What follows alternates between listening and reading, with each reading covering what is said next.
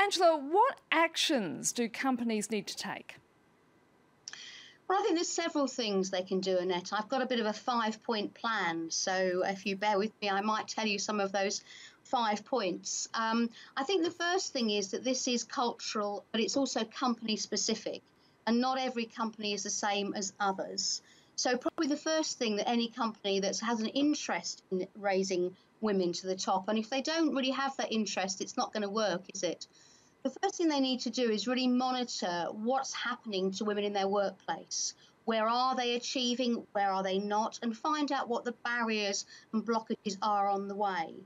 Is it about the whole workforce wanting flexible working? Is it about the career paths aren't working very well? Or, as I said earlier, are the jobs just not attractive?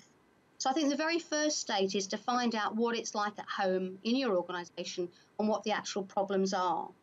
So, Angela, tell us a little bit more about this plan. So the next part of the plan really is to set some goals that you want your organisation to achieve.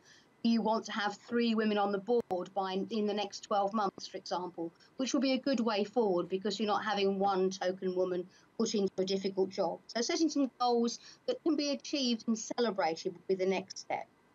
The third step, which I think is critical to start stopping the bad behaviour you're talking about, is to have senior male leaders in the organisation to be champions of women's development in the organisation. So they are role models, they're modelling behaviour they want all their colleagues to follow in the way they work with and develop women.